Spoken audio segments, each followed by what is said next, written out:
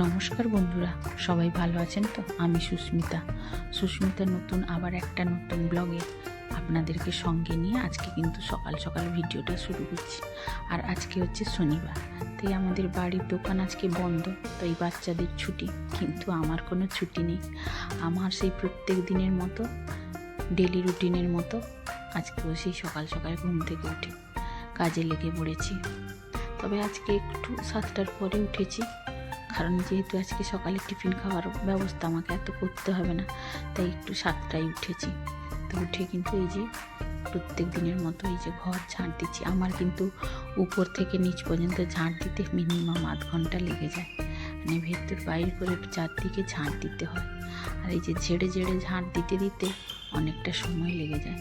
তো আজকে শনিবার, ভাত কোনো ঝাড়বো না, তবে এই নিচে একটু ঝাঁটা দিয়ে ভালো করে তারপরে অন্য কাজ করব।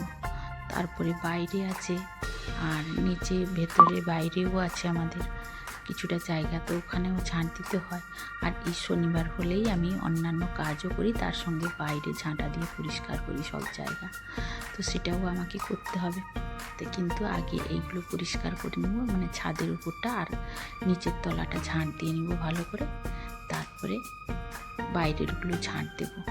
আর কালকে রাত্রে, যেহেতু কালকে রাত্রে না প্রত্যেক দিন রাত্রে ওই কাজের বোনটা আসে, ও ভালো করে মুছে দিয়ে যায় বলে সকালে আমার এতটা ধুলো হয় না। তবে শীতের দিনে একটু ধুলো তো হয়, তো যাই হোক, সন্ধ্যাবেলায় মুছে দিয়ে যায় বলে এতটা ধুলো হয় না সকালে, বিকেলের দিকে একটু ধুলোটা বেশি হয়। তো বিকেলে আর একবার ঝাঁটা দিয়ে দিলে হয়ে যাবে পরিষ্কার। তো এই যে কালকে কিন্তু অনেকটা ছেলে এসেছে বলে অনেকটা তার জামা কাপড় নিয়ে এসেছে, কেচে রেখে দিয়েছিলাম আর শুকোতে পারিনি, মানে করবো বলে আর মানে মোবাইলটা নিয়ে বসে থাকলাম আর করলাম না। তো সকালে সেই জন্য ঝাঁট দিয়ে চলে এসেছি ছাদে, ওই যে ওর জামা কাপড়গুলো শুকিয়ে দেবো। আর ছাদে আজকে কিন্তু অনেকটাই কাজ আছে, আজকে ছাদ বাগানের কাজটা ভালো করে একটু করব, কারণ যেহেতু তোমাদের দাদা বাড়িতে নেই, তো রান্না বান্না একটু হালকা ফুলকাই করবো আজকে। তো ভাবলাম যে একটু ছাদটা ভালো করে ঝাঁট দিয়ে পরিষ্কার করে, ছাদে জল দেওয়া হয়নি কিন্তু দুদিন, মানে গাছে, তো গাছ পুরো নেতিয়ে পড়েছে, কারণ এই শীত বলে দুদিন সে সহ্য করে আছে। গরমের দিনে হয়তো এতবেলায় সে ঝিমিয়ে পড়তো, তাই না? আমাদের যেরকম ঠান্ডার দিনে মানে জলের গায়ে হাত দিতেও একটু কষ্ট হয়, তো গাছেরও সেরকম শীতের দিনে জল বেশি চায় না। তো দুদিন দেওয়া হয়নি, তো একটু ঝিমিয়ে পড়েছে। তো ভাবলাম যে আজকে জল সকাল সকালে দিয়ে দিই। তো এই যে জামা প্যান্টগুলো শুকিয়ে এবার একটু ছাদটা মানে ঝাঁটা দিয়ে দিব আগে, মানে এই যে পাতাগুলো সব পড়েছে নিচে, ওইগুলো সব ঝাঁটিয়ে পরিষ্কার করে দিব, তারপরে জল দিয়ে দিব। তো তার জন্য আগে ঝাঁটাটা দিয়ে নিব। ঝাঁটা দিয়ে দেওয়ার পরে জল দিলে কি হয়, তাহলে পাতাগুলো আর ভিজে যাবে না, কারণ জল দেওয়ার পরে ঝাঁট দিলে মানে তোলা যায় না সব কিছু। তো এই জন্য আগে কিন্তু আমি ঝাঁটা দিয়ে দিব। তো যাই হোক, এতক্ষণ বলতে বলতে এই যে ফুল দেখতে চলে এলাম। আর আজকে কয়েকটা ফুল, শীত আসার পর থেকে কিন্তু ফুল ফোটা কমে গেছে। আর গাঁদা ফুলের গাছ কিন্তু আমি অনেক দিন আগে থেকে লাগিয়েছিলাম, কিন্তু সেই গাছে দেখছি একটা দুটো করে এখন সদ্য কুঁড়ি এসেছে, ফুল এখন ফোটেনি। কিন্তু এই যে কদিন আগে কিনে এনেছিলাম নার্সারি থেকে গাছগুলো, ওই গাছে কিন্তু কুঁড়ি চলে এসেছে, ফুলও ধরে গেছে। তো যাই হোক, যখন যেটা হওয়ার কথা হবে। তো এই যে এবার আমার এদিকে কাজ মোটামুটি শেষ হয়ে গেছে ঝাঁট দেওয়া। এই ছাদটা আমার, যেহেতু দুটো ছাদ, মানে এপাশে মানে মাঝখানে সিঁড়ি, তো দুপাশে বাগান, তো তার জন্য মানে বাগান অনেকটাই বড়। তো এই পাশে আগে পরিষ্কার করে তারপরে সে পাশে যাব।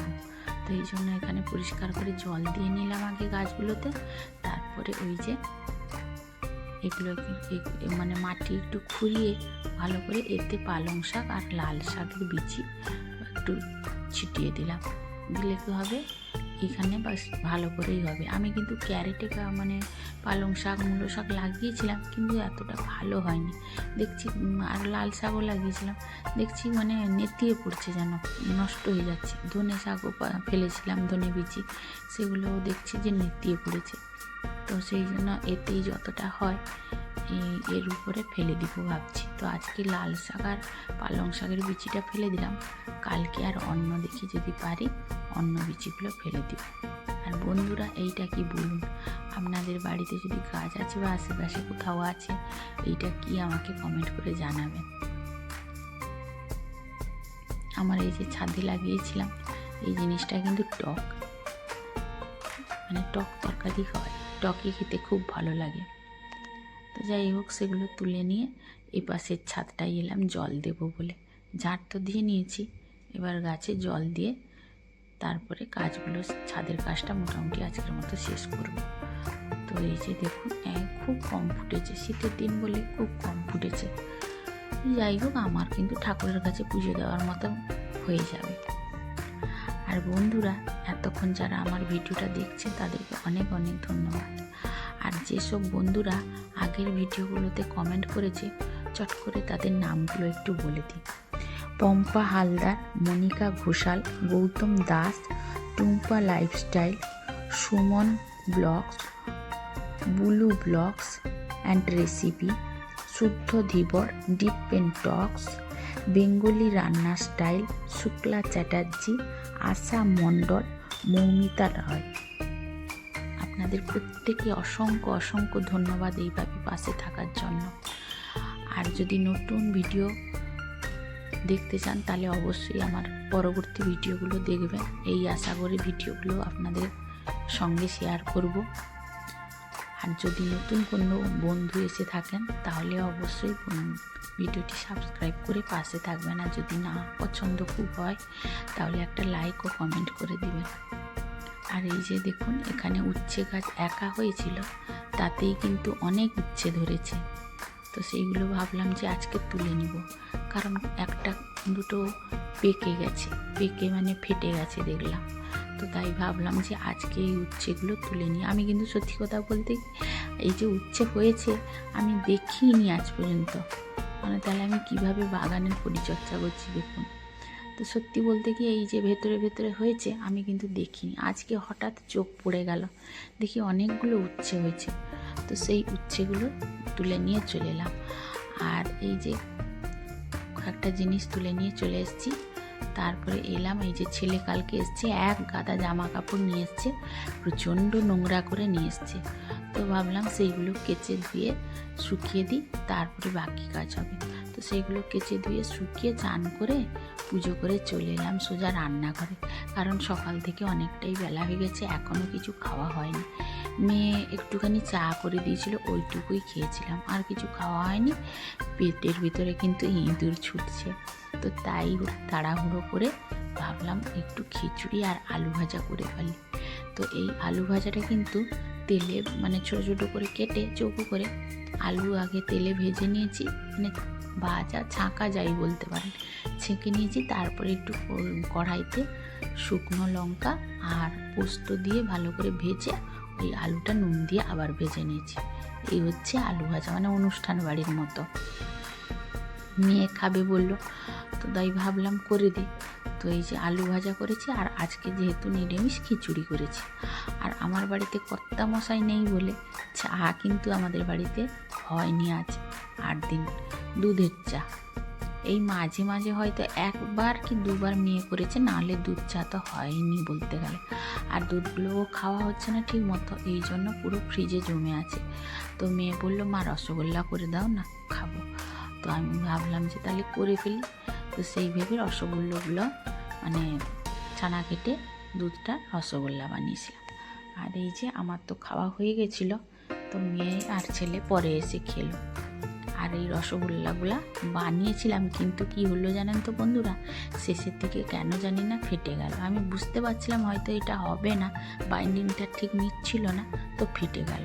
কিন্তু তার সলিউশন হিসাবে করে দিলাম ছানার পায়েস, হয়ে গেল। তারপরে খাওয়া দাওয়া কোনোরকম শেষ করেই চলে এলাম বাপের ঘরে। অনেক দিন হলো বাপের বাড়ি যাওয়া হয়নি, তো ভাবলাম ছেলে যখন এসেছে তাকে নিয়ে একটু গিয়ে ঘুরে আসি। আর এই যে মা আর বাবা তো বাড়িতে যেহেতু দুজন একা মানুষ থাকেন, তাদের জন্য নিয়ে নিলাম একটু সিঙ্গারা আর অল্প একটু মিষ্টি, এই দুটো নিয়েই যাচ্ছি এখন বাপের বাড়ি। তো তো এই যে হচ্ছে বাপের বাড়ি গ্রামের দিকে। আর এইসব রাস্তায় গেলে খুব মজা লাগে, সত্যি খুব ভালো লাগে, এত সুন্দর রাস্তা। আর রাস্তার দুদিকে কত সুন্দর সুন্দর গাছ আর ঘরবাড়ি, আমাকে তো খুবই ভালো লাগে। আর যেহেতু আমার বাপের বাড়ি গ্রামের দিকে, আমি মানে ছোটোবেলা থেকে বড় হয়েছি তো মানে গ্রামেই বলতে গেলে, তো গ্রামটাকে কখনো ভুলতে পারি না। আর শহরে মানে যে থাকি তো মনে হয় যেন বন্দি খাঁচার মধ্যে পড়ে আছি, একদমই ভালো লাগে না, শুধু বাধ্য হয়ে থাকতে হয়। আর এই যে দেখুন আমাদের বাপের মানে বাড়ির গ্রামের এটা হচ্ছে খেলার গ্রাউন্ড। এইখানে আমরা ছোটোবেলায় কত যে খেলা না খেলেছি, কিন্তু সেই সব দিন আর এখন নেই। সংসার করেছি, সংসার ধর্মে ডুবে আছি, আর এইসব জিনিস এখন খুঁজলেও পাই না।